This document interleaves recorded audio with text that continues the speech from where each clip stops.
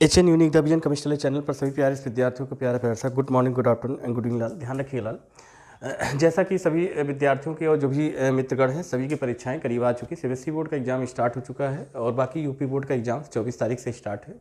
तो ध्यान रखिएगा, बहुत ही शालीनता व गंभीरता के साथ क्वेश्चन में जितने भी मीन्स पेपर में आपके जितने भी क्वेश्चन आएंगे सभी क्वेश्चन को विधिवत तरीके से करने का प्रयास कीजिएगा। हतोत्साहित मत होइएगा। आपको जितने और कापी कैसे लिखना है बोर्ड पेपर में उसका मैं उल्लेख करूंगा, उसके बारे में आपको समझाऊंगा, बताऊंगा। ध्यान रखिएगा, उस पर मैं लेक्चर बना दूंगा। तो जैसा कि आप लोग पिछले लेक्चर में देखते आए हैं, तो अभी फ़िलहाल इस समय स्टूडेंट्स के या जो भी फ्रेंड सर्किल में हैं उनके माइंड में जो इसमें ख्याल चल रहे हैं, ख्याल ये चल रहा है कि एग्ज़ाम को लेके बहुत ज़्यादा डरे हुए हैं। तो इसका कोई मतलब नहीं। मैंने अभी पिछले लेक्चर में, कल के लेक्चर में भी बताया है कि आपके जीवन का पहला निर्णय नहीं, ये तो शुरुआत है। ऐसे ही अगर शुरुआत में ऐसा करोगे तो दिक्कतें होगी। मतलब first impression the last impression, ये फर्स्ट इंप्रेशन यदि ऐसा होगा तो आगे चल के दिक्कतें होंगी। इसलिए पॉजिटिव थिंग्स के साथ आपको जितना आता है, जितना पढ़ा है उतना रिवीजन कीजिए। यदि नहीं पढ़ा है तो कोई दिक्कत नहीं, आप कापी पूरी लिख के आएंगे। लेकिन किस प्रकार से कापी लिखना है, कैसे सभी क्वेश्चन को आंसर देना, इसके बारे में मैं एक लेक्चर बनाऊंगा, देख के जाइएगा। ये प्रॉमिस करूंगा यूपी बोर्ड के जितने भी विद्यार्थी हैं सीबीएसई बोर्ड के, वो अच्छे मार्क्स लेके आएंगे। इसमें कोई बटिफ नहीं होगा, ध्यान रखिएगा। चलिए अच्छा स्टार्ट करते हैं आज के लेक्चर में। कुछ इंपॉर्टेंट लेक्चर कुछ ही मिनट का बनेगा, लेकिन बेहतरीन क्वेश्चन मैं आज के लेक्चर में देने का प्रयास करूंगा। जैसा कि पिछले लेक्चर में आप लोगों को बताया गया था कि इससे रिलेटेड क्वेश्चंस आप लोगों के एग्जामिनेशन बोर्ड पेपर में आ सकते हैं। चैप्टर हम लोग का इस समय बहुत सारे स्टूडेंट्स के माइंड में ख्याल आ रहे हों, जैसे कि एक रिवीजन का हमने एक सिलसिला स्टार्ट किया। मैंने सोचा कि क्यों ना एक एनसीईआरटी का रिवीजन हम लोग एक बार कर लेते हैं। एग्जाम की जो है परीक्षाएं जो हम लोग देने जा रहे हैं, तो कहने मतलब कि आपकी परीक्षाएं नहीं, हम लोग की भी परीक्षाएं, मीन्स हमारी भी परीक्षाएं हैं। तो क्योंकि बेहतर करने का प्रयास रहता है और नए सेशन से बेहतरीन करने का पूरी कोशिश हमारी रहेगी। और एक बात को यहाँ पर ध्यान रखिएगा, एनसीईआरटी के उन सभी प्रश्नों को मैं आप लोगों तक पहुँचाने का प्रयास, ये संस्था मतलब कि आपका अपना सप्लासर केमिस्ट्री वाला, एचएन यूनिक द विजन केमिस्ट्री वाला, ये प्रयास कर रहा है कि एनसीईआरटी के उन सभी प्रश्नों को मैं आप तक पहुँचाने का प्रयास कर रहा हूँ और जो आपके एग्जामिनेशन बोर्ड पेपर में आने के चांसेस बने हुए हैं। तो कहने मतलब कि जिन्होंने एनसीईआरटी के बारे में कुछ भी नहीं पढ़ा अब तक, एनसीईआरटी बुक्स नहीं पढ़ी है, तो वो ऐसे विद्यार्थी संस्था से जुड़ सकते हैं। अपने साथी संगी में सभी लोगों को चैनल को शेयर कीजिए और लेक्चर्स जिस प्रकार से कैसे क्या है, सब्सक्राइब, लाइक, शेयर एंड मैं बोलूँगा कमेंट भी जरूर करके आप लोग बताया कीजिए किस प्रकार के लेक्चर्स कैसे क्या हैं, कहाँ पर कौन सा पॉइंट नहीं समझ में आता है। तो इन सभी बातों को ध्यान में रखिएगा। चलिए आइए देखते हैं आज के लेक्चर में। जैसा कि पिछले लेक्चर में बताया गया था, क्वेश्चन ही आप लोगों के एग्जामिनेशन बोर्ड पेपर की नज़र से देखा जाए तो ये इंपॉर्टेंट सिलेक्टेड क्वेश्चन है। निम्नलिखित को प्राथमिक मतलब कि 1 डिग्री, 2 डिग्री, 3 डिग्री अल्कोहल में आपका इसका मीन से क्लासिफाइड करना है। ध्यान रखिएगा, इंपॉर्टेंट्स है, पढ़ के जाइएगा क्वेश्चन। ये आपके बेहतरीन क्वेश्चन है, सारे पॉइंट्स को आप लोग यहाँ पर पढ़ लीजिएगा। आज के लेक्चर में अगला टॉपिक क्या है उसकी बात हम करेंगे और बेहतरीन तरीके से सारे पॉइंट समझने का प्रयास कीजिएगा। और एनसीईआरटी के वो उन्हीं सारे प्रश्नों को मैं आप लोगों तक पहुंचाने का प्रयास कर रहा हूं जो आपके एग्जामिनेशन बोर्ड पेपर में मीन्स से आ सकते हैं।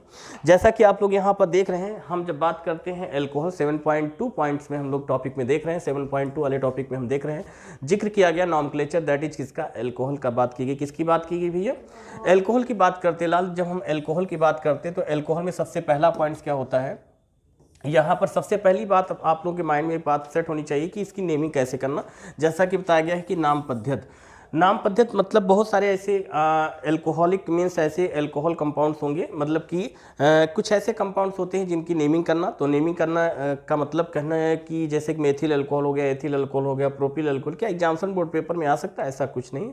ध्यान रखिएगा, एग्जामिनेशन बोर्ड पेपर में इस टॉपिक से रिलेटेड क्वेश्चंस नहीं आएगा। हाँ, लेकिन चलते चलते इस टॉपिक के बारे में थोड़ा सा एक बार समझ लेते हैं कैसे क्या है। चलिए आइए ध्यान देते हैं। जब हम इसके पद्धत की बात करते हैं, इसके नॉमेनक्लेचर की बात करते हैं, जैसा कि आप लोग यहाँ पर देख रहे हैं, मैंने अभी आपको कुछ मिनट पहले भी बताया कि आपके एग्जामिनेशन बोर्ड पेपर में इससे रिलेटेड मतलब क्वेश्चंस, मतलब कि यहाँ पर कोई जरूरी नहीं कि इस टाइप के क्वेश्चंस आपके एग्जामिनेशन बोर्ड पेपर में दिए जाएंगे। लेकिन हाँ, जिक्र किया गया अल्कोहल के नॉमेनक्लेचर का, तो इस सारे पॉइंट्स को यहाँ पर समझ लीजिएगा। जैसा पहला कंपाउंड दिया गया, फर्स्ट ईयर के लेक्चर जो इस समय दिया जा रहा है, ये 12th के स्टूडेंट्स मतलब कि यूपी बोर्ड, सीबीएसई बोर्ड वाले स्टूडेंट देख सकते हैं। बेहतरीन एनसीईआरटी का एक रिवीजन चल रहा है। एनसीईआरटी का कौन सा क्वेश्चन जो आपके बोर्ड पेपर में आ सकता है, सिर्फ उन्हीं का जिक्र किया जा रहा है, ध्यान रखिएगा। तो जैसा कि आप लोग देख रहे हैं, जब हम एल्कोहल के नॉमेनक्लेचर, जब जितने भी हमारे आर्गेनिक कंपाउंड्स होंगे, आर्गेनिक कंपाउंड्स में किस आर्गेनिक कंपाउंड्स की बात की जा रही है, एल्कोहल की बात की जा रही है। तो एल्कोहल की जब बात की जाएगी तो जितने भी आर्गेनिक कंपाउंड देखोगे एल्कोहल, मतलब यहाँ पर ऐसे आर्गेनिक कंपाउंड्स का हम लोग नॉमेनक्लेचर करना सीखेंगे, मतलब कि यहाँ पर थोड़ा सा जिक्र करेंगे जिसमें OH ग्रुप आपके प्रेजेंट होंगे, और जब OH ग्रुप प्रेजेंट होंगे दैट इज वो आपके एल्कोहल कंपाउंड्स होंगे। क्लियर? जैसा कि आप लोग देख रहे हैं कि ये देखिए, मैंने अभी आपसे क्या बताया कि जितने भी ये आप जितने भी कंपाउंड देख रहे हैं, ये सब कैसे कंपाउंड्स हैं, ये OC कंपाउंड्स है, दैट इज ऑर्गेनिक कंपाउंड्स, जिसका स्टडी हम लोग ऑर्गेनिक केमिस्ट्री में करते हैं, है ना। लेकिन कैसे पहचानेंगे कि ऑर्गेनिक कंपाउंड्स में मतलब कि एल्कोहल कंपाउंड्स है, तो मैंने कहा कि इसमें OH ग्रुप प्रेजेंट होगा। क्या प्रेजेंट होगा? OH ग्रुप प्रेजेंट होगा। क्लास ऑफ ऑर्गेनिक कंपाउंड्स में OH को हम लोग बोलते हैं एल्कोहल, बट इसको सेकेंडरी सफिक्स फॉर्म में क्या लिखते हैं?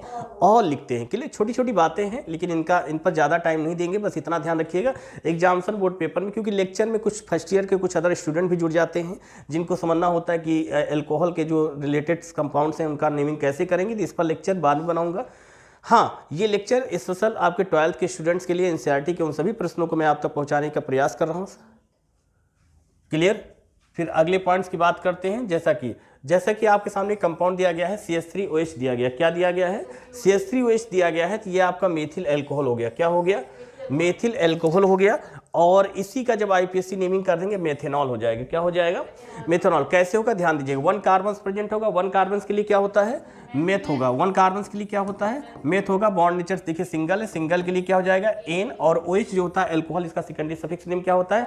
ऑल होता है। तो यहाँ पर प्लस में क्या लिख सकते हैं? ऑल। वायबल टू वायबल एक साथ नहीं रह सकते, प्राइमरी सफिक्स में प्रेजेंट वायबल, मतलब कि एन में जो ई है ये ड्रॉप हो जाएगा, तो इस प्रकार से इसका नेम क्या हो जाएगा? मेथेनॉल। इसी प्रकार से सारे करके देखिएगा, आपके एग्जामिनेशन बोर्ड पेपर का ये इंपॉर्टेंट टॉपिक नहीं है। चलिए आगे की तरफ बढ़ते हैं। जब अगले पॉइंट्स पर ध्यान देते हैं, जैसा कि आप लोग यहाँ पर भी देख रहे हैं, ये साइक्लोहेक्सेनॉल और 2-मेथिल साइक्लोपेंटेनॉल इंपॉर्टेंट है। इस टाइप के कंपाउंड्स आप लोगों ने पढ़ा होगा। यहाँ पर थोड़ा इनको बोलते हैं चक्रीय, ध्यान दीजिएगा। यहाँ पर ये कैसे कंपाउंड्स हैं? चक्रीय साइक्लिक एल्कोहल जो कंपाउंड्स होते हैं, तो यहाँ पर चक्रीय इन ऐसे, है ना। तो अब यहाँ पर जैसे कहा गया साइक्लोहेक्सेनॉल, थोड़ा यहाँ पर समझाऊंगा। जैसे मैं जिक्र करूँ यहाँ पर, जैसे ये हो गया आपका ये इस कंपाउंड्स का नाम क्या है? ब्यूटेन। क्या नाम दिया गया? ब्यूटेन। अगर मैं बात करूँ इस कंपाउंड्स का तो बोलेंगे प्रोपेन। क्या नाम है इसका? प्रोपेन। जैसे मैं बोलूँ कि इस कंपाउंड्स का नाम बताइए तो बोलोगे पेंटेन। और जब अब मैं पूछूं अच्छा इसका नाम बताइए, हेक्सेन। मेरी बातें समझ में आ गई होंगी। क्लियर? या आपका ये प्रोपेन, ब्यूटेन, पेंटेन, हेक्सेन। अब लेकिन ये अगर इसमें रिंग बना दोगे तो ये बेंजीन हो जाएगा, तो आपको यहाँ पर रिंग नहीं बनाना है। क्लियर? चक्रीय होगा। तो ये साइक्लोहेक्सेनॉल 6 है ना, साइक्लो है, चक्रीय है।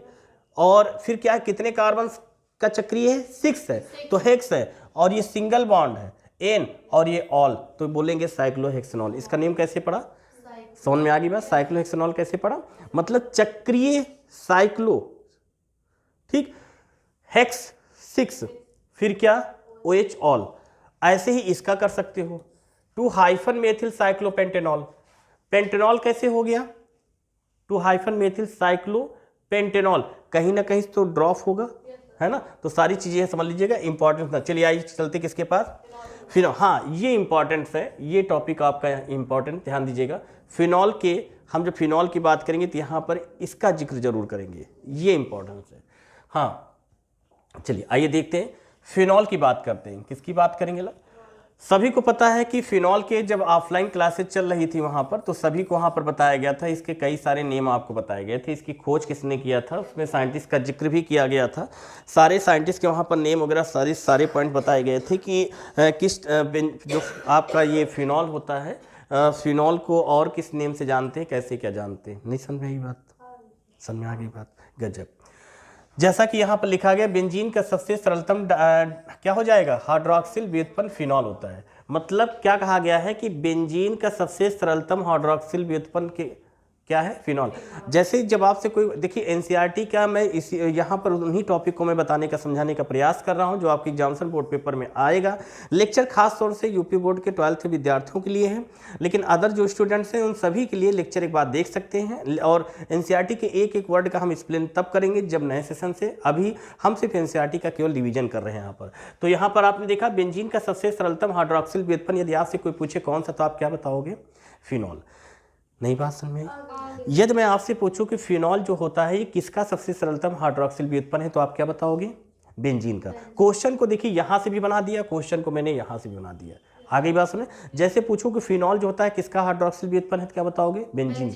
जैसे मैं पूछूं बेंजीन का सबसे सरलतम हाइड्रोक्सिल, आगे बात समझ, क्वेश्चन यहां से भी बनाया और फिर question last end to end से क्वेश्चन बनके तैयार।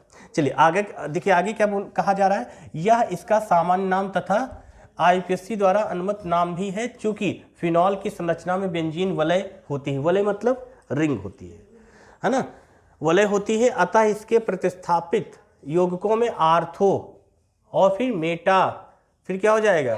पैरा, है ना, भी प्रायः सामान्य नाम में प्रयुक्त होते हैं। स्वाभाविक सी बात है, हमने आपको पहले बताया था जब हम बात करते हैं किसकी, कोई ग्रुप यहाँ नहीं जुड़ा है तो पैरा, आर्थो, मेटा, आमने सामने की पोजीशन सेम होगी, डिफरेंस नहीं होगी। Clear? Para para, ortho ortho, Meta Meta. Clear? ये पोजीशन नेम है। इन्हीं को चाहो तो आप नंबर्स में लिख सकते हो। किस में लिख सकते हो? नंबर्स में। ये एनसीईआरटी का रिवीजन चल रहा है, ध्यान रखिएगा कि जैसे कि आपके सामने कंपाउंड दिया गया है ना, अभी सारी बातें आपको समझ आ जाएगी। आर्थो क्या है, जैसे पूछूं कि इसका नाम क्या है, बोलोगे फिनॉल। क्लियर? मैं पूछूं इस कंपाउंड का नेम क्या है, तो आप कहोगे क्या? 2-मेथिल फिनॉल। 2-मेथिल फिनॉल, 2 पर है ना, मेथिल फिनॉल। अगर मैं इसकी बात करता हूं तो ये क्या हो जाएगा? 1 2 3, तो क्या हो जाएगा? 3-मेथिल। अगर मैं इसकी बात करूं तो 4-, नहीं बात समझ में आई? मतलब ये क्या है, यहां पर ध्यान दे, 2-मेथिल की पोजीशन, फिर मेथिल की पोजीशन, फिर स्टेप बाय स्टेप क्या हो रहा है, मेथिल की पोजीशन स्टेप बाय स्टेप बढ़ रही है, 2 से 3 पे, 3 से 4 पे। तो हम लोग इसको क्या, और इसी को और भी कुछ कहा जाता है क्या, इसी को आर्थोक्रिसॉल बोलते हैं। क्या बोलते हैं? इसी को मेटाक्रिसॉल भी बोलते हैं। क्या बोलते हैं? इसी को पैराक्रिसॉल भी बोलते हैं। क्या बोलते हैं? तो यदि मैं आपसे पूछूं अब क्या कि आप आर्थोक्रिसॉल का स्ट्रक्चर बनाइए, तो आप यही तो बनाएंगे। जब मैं आपसे कहूं 2-मेथिल फिनॉल का स्ट्रक्चर बनाइए, तो आप मीन्स दोनों का स्ट्रक्चर सेम, नेम चेंज है। नई बात समझ में आई? क्लियर हो गई बात? हम जब अगले पॉइंट्स की बात करेंगे, कैसे, देखिए आर्थोक्रिसॉल, मेटाक्रिसॉल, फिर पैराक्रिसॉल। क्लियर? तो इस पर हम, और फिर अगला पॉइंट क्या कह रहा है, सामान्य नाम, आईपीएससी नाम। बेंजीन के डाई हाइड्रोक्सी व्युत्पन्न को बेंजीन 1,2-1,3- या 1,4 डाई ऑल कहते हैं। लेकिन इसके बारे में हम लोग अगला लेक्चर देखेंगे। आज के लेक्चर में फिलहाल इतना ही रखेंगे। लेकिन हाँ, आज के लेक्चर में जो इम्पोर्टेंस है, ये टॉपिक पढ़ के जाइएगा फिनॉल का। किसकी बात करेंगे हम यहाँ पर? क्रिसॉल की बात करेंगे। ये यहाँ से ऑब्जेक्टिव क्वेश्चंस आपके एग्जामिनेशन बोर्ड पेपर में निकल सकता है। इसीलिए, और इससे पहले जो नॉमेनक्लेचर ऑफ एल्कोहल की बात किए थे वो इतना इम्पोर्टेंस नहीं था, लेकिन एनसीईआरटी का ये फिनॉल इम्पोर्टेंस है, इतना पढ़ के जाइएगा। मतलब फिनॉल के बारे में विधिवत पढ़िएगा, और फिनॉल के इस टॉपिक के बारे में पढ़िएगा, आर्थोक्रिसॉल, फिर किसका जिक्र किया गया है, मेटाक्रिसॉल, फिर पैराक्रिसॉल, दैट इज सभी के नेम भी बताए गए हैं। सेकेंड क्या, 2-मेथिल फिनॉल, 3-मेथिल फिनॉल, नेक्स्ट 4-मेथिल फिनॉल। लेकिन जो अगला दोनों में अगर कंपेयर करेंगे तो इंपॉर्टेंस ये भी है और डाई भी इंपॉर्टेंस है। मतलब अगर बेंजीन, यहाँ पर हमने इस टाइप के कंपाउंड्स पढ़े हैं जिसमें OH कितनी बार है, 1 टाइम्स, और अब हम ऐसे बेंजीन के, ऐसे फिनॉल्स के कंपाउंड्स पढ़ेंगे या ऐसे कुछ कंपाउंड पढ़ेंगे जिसमें बेंजीन में 2 H ग्रुप जुड़े होंगे, एक आपका। तो इस टाइप के जो आपके OH 2 जुड़े होंगे, इनको बोलते हैं डाईऑल। क्या बोलेंगे? तभी तो बोला गया डाई हाइड्रोक्सी व्युत्पन्न को बेंजीन करके, मतलब कि डाईऑल भी कहते हैं। क्लियर? तो इसका जिक्र करेंगे अगले लेक्चर में। आज के लेक्चर में इतना ही। ये आप लोग अपनी अपनी नोटबुक में नोट कर लीजिए, हेडिंग डाल के फिनॉल, और फिनॉल के ऑफिस के जो बातें बताएगी, बेंजीन का सबसे सरलतम हाइड्रोक्सिल व्युत्पन्न, ये पढ़ लीजिएगा, और इसमें आर्थोक्रिसॉल, मेटाक्रिसॉल एंड पैराग्लिसरॉल ये स्ट्रक्चर बनाना सीख लीजिएगा। स्ट्रक्चर में कोई डिफरेंस नहीं, देखिए ध्यान दीजिएगा, मैंने पहले ही बताया था स्टेप बाय स्टेप आपको क्या करना है, पोजीशन ही चेंज करना है। और पोजीशन कैसे चेंज करो, देखो यहाँ पर स्टेप बाय स्टेप चेंज होता जा रहा है। क्लियर? तो देख लीजिएगा, अगले लेक्चर में बताएंगे कि इसका डाई ऑल कितना इंपॉर्टेंट है। तो आज के लेक्चर में इतना ही लाल, बेस्ट ऑल।